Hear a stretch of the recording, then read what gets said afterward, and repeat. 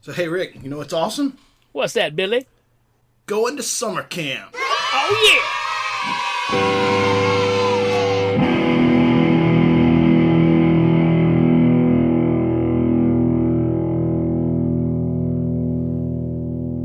yeah! Okay, so what this whole thing started with you posting up that picture of meatballs. Yeah. And here's man. So Bill Murray, Ivan Reitman, pre-Ghostbusters. And coming from a horror background, you've got summer camp, and it's also right in that same time period as Friday the 13th. So the film kind of looks similar. It's a little bit grainy. You got the camps and the... What better sort of 80s subject is there to talk about than summer camp? Because it seems like all the things happened in summer camp. Yeah, I mean, early 80s, that was just that's what parents did with their kids. I mean, you know, nowadays you've got the internet and all these things that are your babysitters now, where back then you sent your kids off for a few months and they went to summer camp. And that was something that I think for the majority of us, we kind of went through. None of my summer camps were anything like any of the ones we're going to talk about.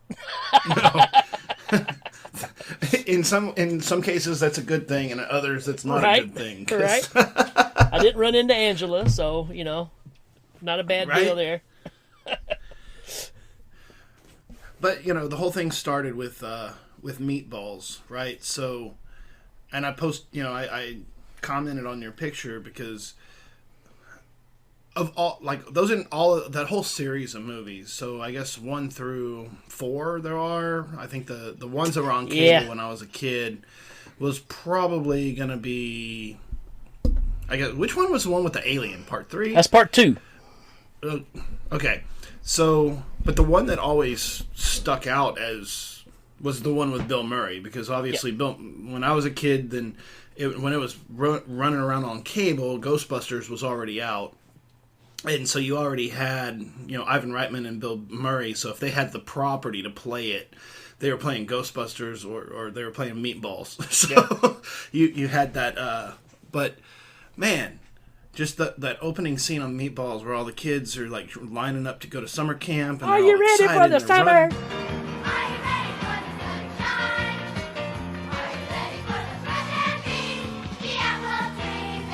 Are you ready for and they're just running for the bus, and they're already pranking the owner of the camp. Yeah.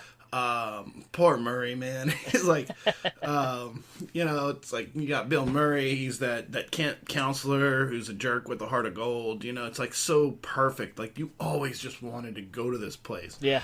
And it played so often when I was a little kid, like 8, 9 years old, that or maybe a little older, like maybe like or 10, 11 years old, because, you know, it's like the smooching in the back, you know, stuff like that.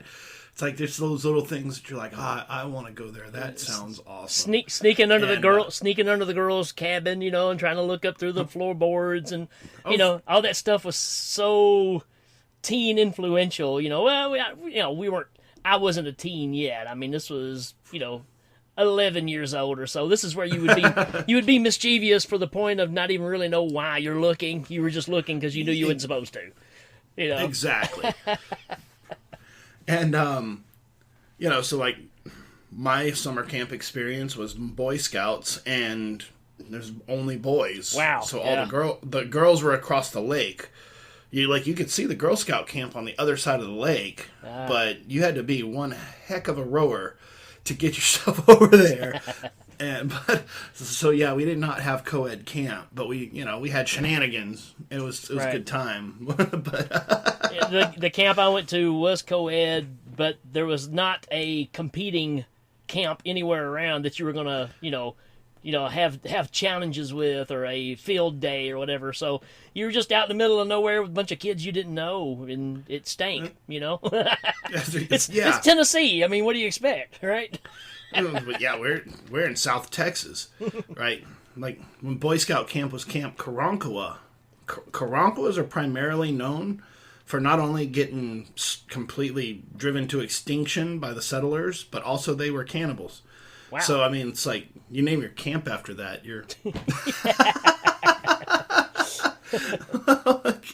But, I don't have any ideas what our camp was called. Maybe Camp Hatchet Face or something. I don't know.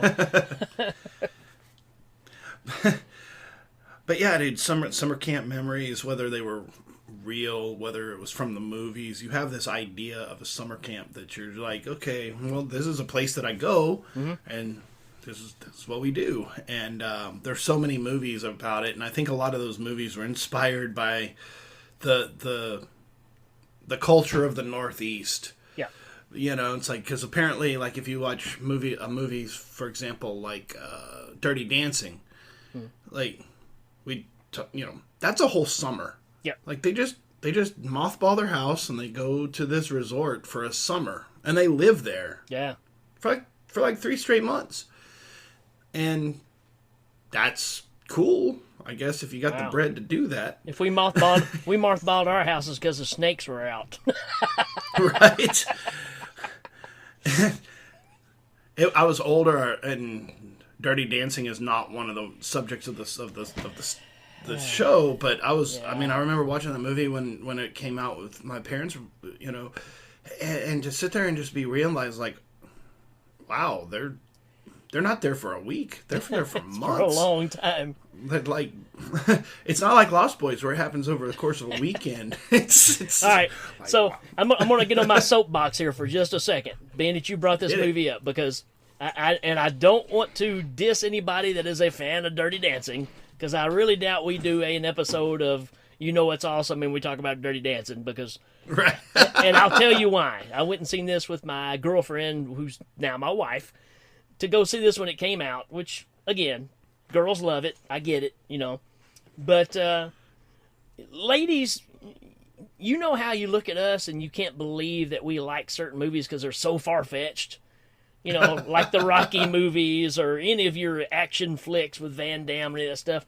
Well, guys really look at Dirty Dancing the same way, because we know in our minds there's no way Patrick Swayze would leave the good-looking blonde for the big-nosed girl. That's just ain't gonna happen. It's not gonna happen. Mm-mm. So that's as far-fetched as Rambo, cauterizing a shot that's all the way through his stomach with gunpowder. It's just as ridiculous to us. So yeah, you're just like, this doesn't happen in real life. And I don't want to piss off our Dirty Dancing fans. That's not what I'm trying to do here. I'm just saying apples and oranges here, right?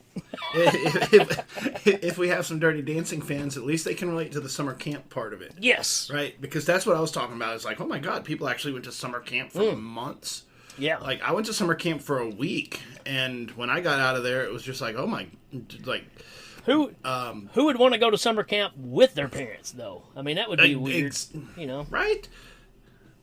Yeah, that's one of those things about camp and camping. It's like, I remember a couple of years ago, whenever they were talking about integrating the Boy Scouts with the Girl Scouts, and like going, I was like, dude, there's a reason why boys and girls are separated, and it's not because of sex. It's because boys pee on things just because it's there. Yeah, that's true. And they talk a whole lot of mess about certain body parts and functions that they have no idea what they're talking about. True. And they laugh and they don't know why all day. And that was Boy Scout camp. Is that any different than now, though, than for us? I mean, that's still kind of what you and I do. But whenever they're like, "Hey, I think it's a good idea to put this bunch of people in the same room together," it's like, maybe I ought not to do that. Some Girl Scout's gonna be like, "Oh my God, it's a snake," and some boy's gonna be like, "Let's pee on it. Let's fart on it." But yeah, man. Meatballs is the ultimate camp film. I mean, like you said, Bill Murray is just the character that you want to be your counselor. But for a second, I want to talk about part 2. Hit it, dude. Because part two is kind of where I was becoming the teenager, and Kim Richards was in the movie. And there you go, folks. I mean, You're like, it might have been about some campers, but there was a spotlight. I know it was about Kim Richards, and it was about Meathead, which is the E.T. Ripoff that they had in there. Me, Ted. What's your name? Me, Ted. Meathead. Me, Ted. Who are you? Me, Ted. What did he say? I think he said meathead. Me, Ted. Meathead? Meathead's what he said. Meathead. So Danny and I say that all the time to each other. So we both grew up on Meatballs 2, and Meatballs 2 is absolutely ridiculous compared to the first one. But it's fun, yeah. But it's fun. Yeah. Well, and that was another thing, like, we had talked about certain franchises, so we'll talk about now. It's like if there was a certain movie that was successful, they immediately got a sequel. And oh, yeah. Even if the movie was not set, even if the original was not set up for a sequel, yeah, they set up, they just would drop a sequel on you that even, like, had a completely different setting, different actors, different storyline. Like, it didn't have to. And if you were making that sequel, if you got lucky, you could get one of the, maybe even just the actors, maybe a character, like, yeah, like there was a lot of sequels out there that's like, oh yeah, this happened and Bob was the man, and there's like a Hall of Fame that has a picture of Bob, right. And they had to get licensing to use Bob's picture on that wall for for that sort of thing. But there were, yeah, I think, because when we're talking about summer camp, the sleepaway camp, Friday the 13th. Oh yeah. They took they took that thing that we grew up being a part of, just what you do, and then turning it into, how can we get to kids at that age that everybody's involved in? Yeah, summer camp, man. And yeah, I mean, that changed. It might have brought the end to summer camps as we knew it. It's possible, because everybody got scared. Like, I'm not sending my kid. Like, they're either going to be in a sex comedy or a slasher. There's no middle ground, right? There's no, like, learning how to tie knots or row boats. That whoever's teaching you how to row boat is a square, and he's gonna get left on a raft out in the middle of the sleep. And then there's people. There's naked girls and, like, masked killers running around in the woods. Or you're scared you're scared your son will come back home wearing a big cowboy hat and cussing like Ricky does in Sleepaway Camp.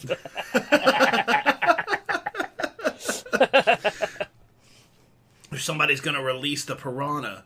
Oh yeah, like, absolutely. That's not summer camp as much as it's like spring break, but it's still kind of summer camp-ish. Like, it's, the. But yeah, I was like, oh, it's like when I Googled summer camp movies, it's like, oh, Friday the 13th. Oh yeah. What's funny is, not really. It's not open yet. It's just counselors. That's right. They're part 2. Same thing. Yep. It's not open yet. It's just counselors. Part 3, not summer camp. It's some random person's barn. Part 4, some random person's house. Yep. Like, they're famous for being summer camp killers, but it's not until part 6. Right. That Jason actually goes on a rampage and in a summer camp with actual campers present. Right. Like, it took 5 movies of the summer camp killer to actually. Wait a minute, we're missing something here.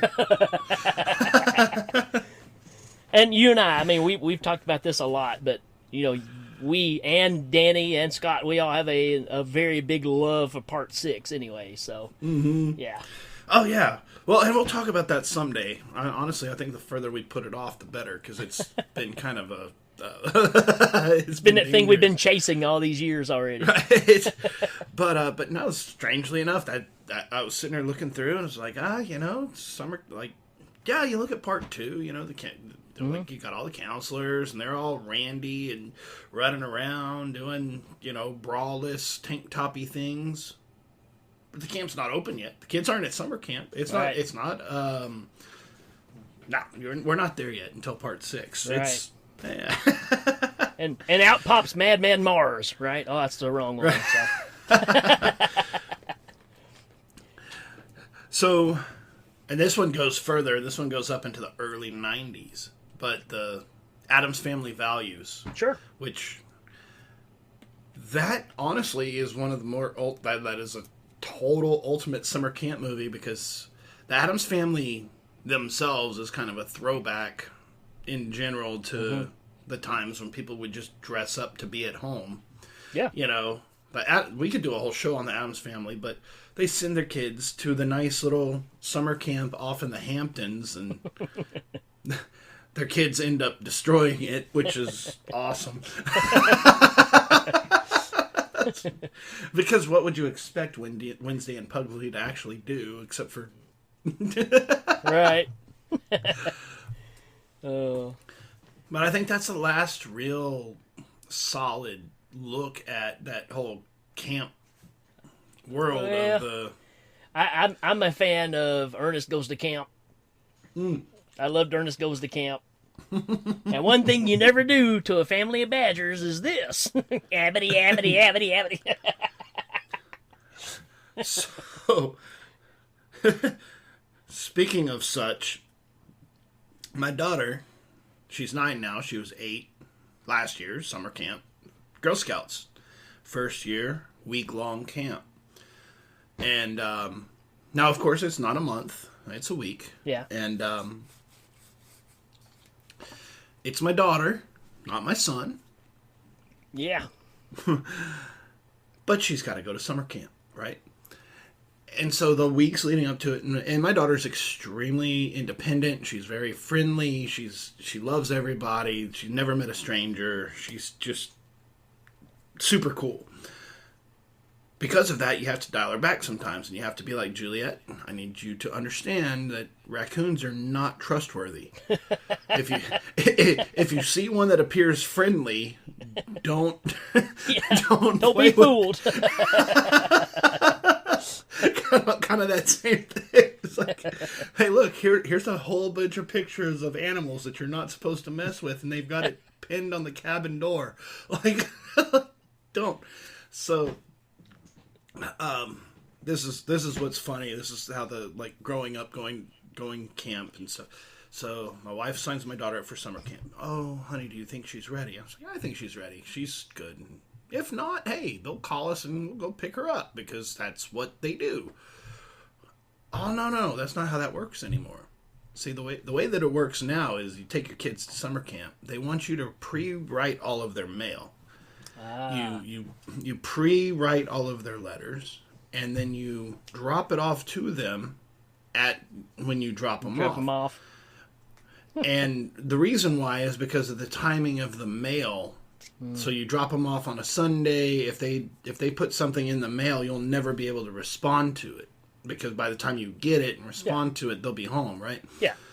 But I'm also thinking of, it wasn't the sleepaway camp, but it was the summer camp nightmare, where the kids trying to write the letter home because the counselors all went nuts and started factions.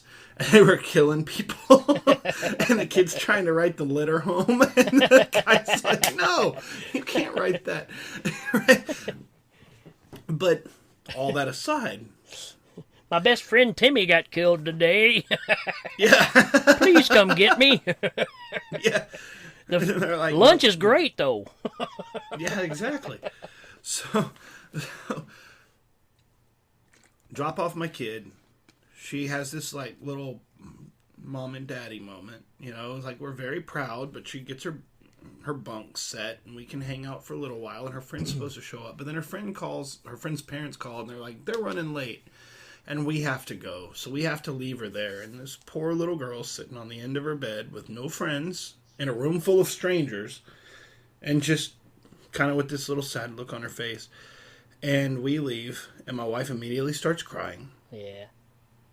And we get home, and we can't call. There's no phone calls home, because the counselors don't want to deal with 1,000 little girls crying to go home, right? Right. So you can't call. You don't get, so they post updates. They'll post to the Facebook page. And there's one picture of, 30 girls all getting this lesson in, because it was horse camp, so she gets to ride horses. Sitting there, there's a picture of Juliet standing off to the side with her arms crossed and kind of looking like that. And my wife is like, oh my God, my baby, she does not look happy. We have to do something. I'm like, babe, we can't do anything.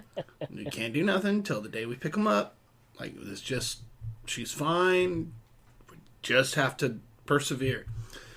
We go pick her up. After I've talked my wife through a couple of those freakouts, we go pick her up. Juliet pops out. She got her hat on. She's got her backpack on. She's got a big, giant smile on her face. She's like, hey, we got to go get my bag. It's over here. She's completely and utterly, completely grown up, independent. Yeah. Like, hey, y'all are here? Cool. We're like, how was it? She's like, it was awesome. Yeah. She starts telling us the stories. My wife's like, do you want to come back next year? She's like, I would go back right now, but it's over. Like, she just loved it. So it was so perfect. She's excited to go again. Hopefully this whole thing is gone by then. But sure. Sending her out to the woods for a while probably wouldn't hurt her either.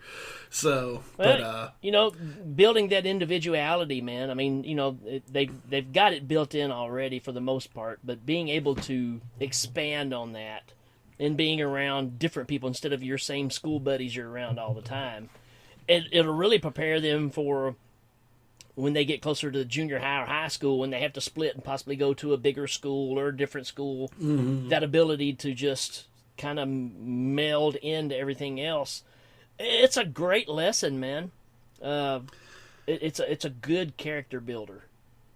I was so proud I could hardly hold it. I was bet. Just like, oh my God, like, dude, you're so awesome. Because, yeah. And then, I don't know, I'm sure you saw the video on Facebook. My other one, her biggest aspiration is saying bad words. I'm like, I don't ever remember that being something that I wanted to hit a certain age and say, yes, now I can cuss. I mean, that was kind of a shock for me, actually, because, I mean, I remember being a kid, again, 11, 12 years old, and having certain words that you shouldn't say around your parents, so you kind of kept it on the DL. I would never have announced to my parents that, hey, on this date, I'm going to start using bad words. That's awesome. That was awesome. I mean, I feel like she's still not allowed to say bad words. Sure. It's just funny that's a goal. I mean, that's hilarious. Dude. And the thing is you want to go, hey, when you go to camp, you'll probably hear all that. So. Uh-huh.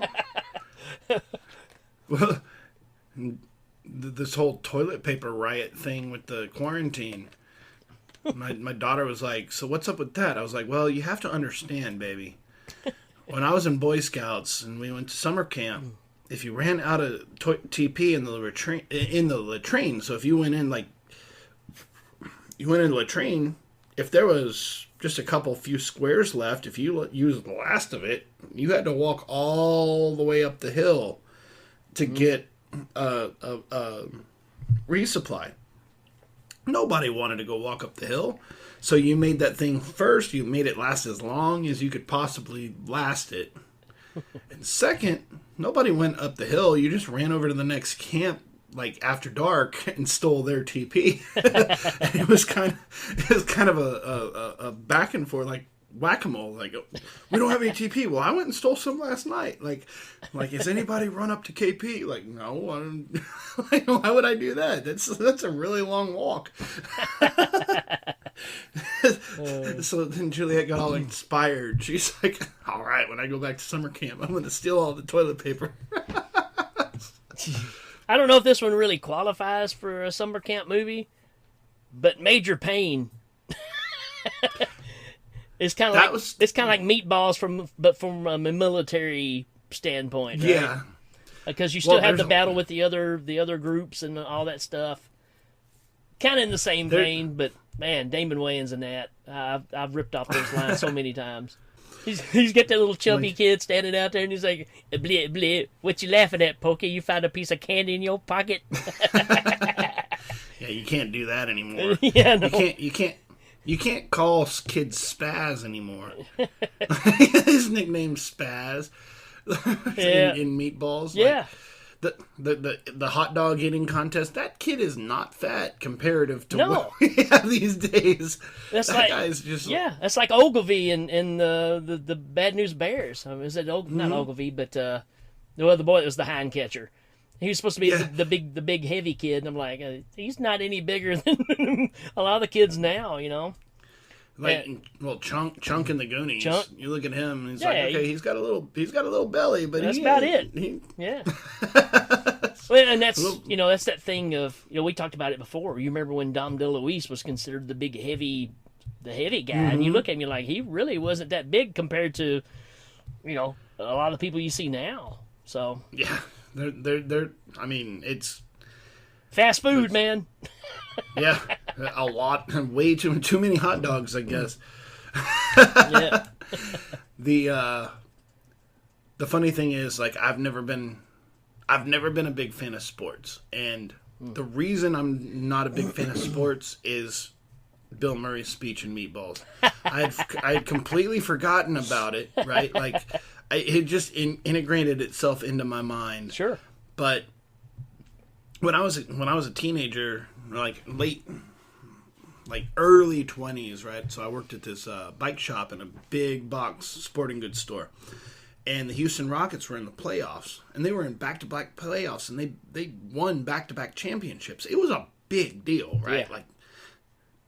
And working in the sporting goods store, we bought twice as much of whoever they were playing as their own stuff, because Houston's that kind of city where we're a bandwagon city. Like I hear about certain cities in the country where they'll go sit in the rain and the snow on a losing season and just keep on keeping on. And I'm like, well, I wouldn't do that anyway, but that is some here, nah.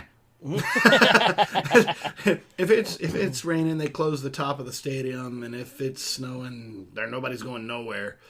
And if they're losing, nobody's buying tickets. Yeah. Nobody's like it's a fair weather city. And so I very much developed this entire philosophy of it just doesn't matter. It's like, the Texans are playing today. It's like, I'll figure out what happens tomorrow by looking at a score and not have to sit here for 4 hours. Like, let's say the Super Bowl winning team shows up and our team beats them. I don't get any more money. It just doesn't matter. All right. Like, it just doesn't matter. But it doesn't matter. It just doesn't matter. It just doesn't matter. I tell you, it just doesn't matter. It just doesn't matter. It just doesn't matter. It just doesn't matter. It just doesn't matter. It just doesn't matter. Even if we win, even if we win, even if we play so far over our heads that our noses bleed for a week to 10 days, even if God in heaven above comes down and points his hand at our side of the field, even if every man, woman, and child held hands together and prayed for us to win, it just wouldn't matter, because all the really good-looking girls would still go out with the guys from Mohawk because they got all the money. It just doesn't matter if we win or we lose. It just doesn't matter. It just doesn't matter. It just doesn't matter. It just doesn't matter. It just doesn't matter. It just doesn't And it's so great, dude. And I'd forgotten about that entire, not the whole speech, but I remember Bill Murray going off on a tangent, but like not too long ago when I watched this movie, I was like, that's my entire philosophy on so many things. It just doesn't matter. and that was really the birth of the Bill Murray that we know and love. It's almost like he really found his character at that point. Because really, if you look at Ghostbusters, you look at Stripes, any of that stuff, it's the same character. It's exactly the same character. But it doesn't matter. It just doesn't matter because it's Bill Murray, right? Bill Murray's always been brilliant because just that same thing. Like, he's always playing him, like in a Tom Cruise sort of way. It's like, it's not Tom Cruise as character. It's character as played by Tom Cruise. Right. And Bill Murray's the same way but the cool thing is Bill Murray's got a lot of charisma, and he's just got that sort of cynicism. And I don't know if you've watched that the movies that made us with Ghostbusters, where Dan Aykroyd promised Bill Murray without having Bill Murray agree to do it. So they were like building up this entire multi-million-dollar media machine. And they just hoped that Bill would show up on day one because it was all riding on him. And they had a couple of backups if he didn't show up, but it wasn't as good. Yeah. And not to go too far in the weeds, but we need to do an entire show on Rick Moranis in Ghostbusters. Yeah. Because that's very possible. Was awesome. Yeah. Just Rick Moranis in general, I've always been a big fan. I mean, probably who I identified with more than Bill Murray, because I never was as cool as Bill Murray, but I was definitely as cool as Rick Moranis. He's just one of those guys you love, right? I mean, kind of the same deal. No matter what he's in, he has that likable approach to everything, and you just relate to that. Mm-hmm. Again, that charismatic, doesn't care. He's just here to either, like, whether it's to earn a paycheck or to, run a camp or kill a monster or whatever he's there for. He's just there, and he's just him, and he's not going to pretend to be somebody else. And I've always identified with Bill Murray. Yeah. With Rick Moranis, the same sort of, like, rewatching Ghostbusters a couple years ago. My wife was just like, "Hey, let's watch Ghostbusters." Louis Tully was always, he's a side character. He's a minor character compared to the whole thing that's going on. But every second of film that he's in is a scene stealer. Completely. Yeah. Like, he's just, like, the whole movie is about him. And I never realized, like, he was always there, but I never realized just how thoroughly hilarious he was in every second of film that he's in. Yeah. And it started making me think about other movies that he was in. It was like, this guy earned every penny of every paycheck that he ever earned or he ever cashed, because he's amazing. Yeah. And there was we were blessed to have that bunch of guys. I'm certain there was a bunch of guys that didn't make it into that club, but between Rick Moranis and John Candy and Bill Murray and just between the actors and the writers and everybody else, like, it was a phenomenal time. Yep. And that because that wave crested and has never quite come back. Well, you're kind of saying it all. It's so many of you. It's your ex SCTV and Saturday Night Live group. John Candy, John Belushi, Dan Aykroyd, Chevy Chase. Man, there's not a movie Chevy Chase has made that I didn't like. And my comfort food whenever I'm sick is pulling out Spies Like Us and just watching it again. Or Dr. Detroit or Modern Problems. Absolutely. All those. We're not even on the subject of summer camp anymore. Oh, how about Great Outdoors? There you go. The Great Outdoors. John Candy. And John Candy and Dan Aykroyd, and what's always great is Dan Aykroyd's always been, well, Dan Aykroyd's a strange dude, but Dan Aykroyd can take the baton, left hand, right hand. You're okay, I need you to be the funny man. He's like, okay, I'm so weird that I'm out of left field. Okay, Dan Aykroyd, take straight man. Yeah. And he's like so straight and buttoned up and down the line that you're like, why is he in a comedy? Right. Like, but he's, so Dan Aykroyd, I think, is a pivot on so many of these other guys because he can play straight and he can play funny, and it just kind of depends on what the scene needs. Dan Aykroyd's a right-hand man to John Belushi. Right. John Belushi's a train wreck. Yeah. Like, he's so unpredictable, but he's hilarious with everything he does. So Dan Aykroyd naturally is a straight man to him. Right. But then you put Dan Aykroyd with somebody else, and he's bassomatic. Well, here's the thing too that people don't really know. I mean, of course I'm a big diehard Kiss fan, but Paul Stanley and Donna Dixon were an item for quite a few years. Dan Aykroyd stole her from Paul Stanley and married her while they were making Spies Like Us. That's awesome. But you think about it though, you're like, wait a minute, I'm Paul Stanley, the quintessential rock star, center stage, the rock star, and I just lost my girlfriend to Dan Aykroyd, Dr. Detroit.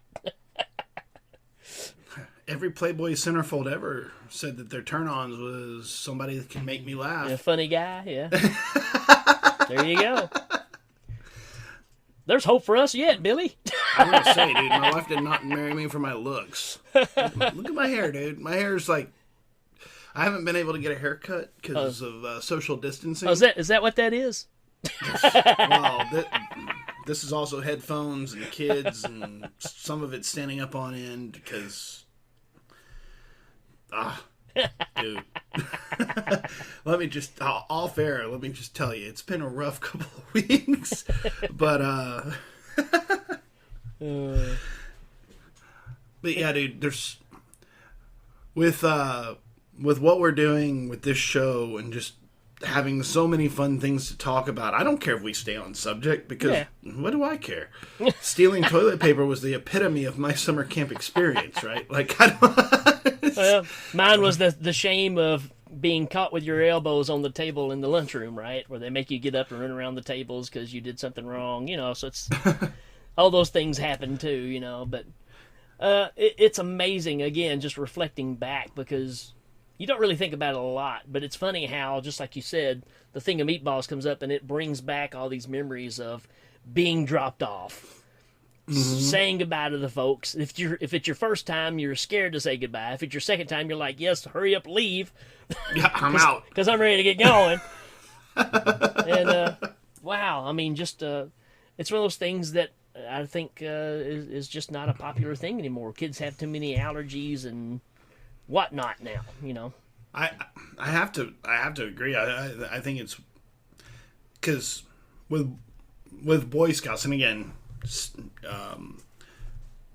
separate camp from the girls. We didn't have a co-ed camp, but we did have a bunch of boys running around like lighting fires in the woods and playing with knives and axes, and had a bunch of counselors trying to keep us from burning the place down, and that was it was a honored and tradition. So, I mean, obviously they did it summer after summer. It's like, I remember we had cots and mosquito nets, and we had these old military style tents that kind of, it was if you were to look at it from the side, it kind of looked like a trapezoid. So it was angled down on the back, and then it had a little flap in the front, and then held up by stakes, and then there's two cots in there, and then the foot lockers in front. And the thing was, I know the counselors, not the counselors, but the scoutmasters were probably up the hill in the big cabin smoking cigars and playing cards, because our taps, like military style, right? It's because Boy Scouts, so it's like you're gonna hear that little dun dun dun dun dun dun dun dun dun. Yeah. Ours was like our counselors every morning would play the beginning of the Girls by Beastie Boys. So I have this, like, every time I hear it on the radio, like, I almost want to sit up straight and be like ready time to go, say the pledge, because I remember being asleep and you'd hear a whippoorwill. You're familiar with whippoorwills? Yep. Mm-hmm. I'll try to find a sound bite, but if you're laying in your bunk and like dawn starts to hit, you'll hear this little whistle that's like, yep. And you start to wake up because there's these birds in the bushes that are just making noise. And you start to wipe the sleep out of your eyes, and you start to think, okay, like, where am I? Is it cold? Am I under the blanket? Like, mosquito net? Am I... And all of a sudden you hear like... doot, doot, doot, doot.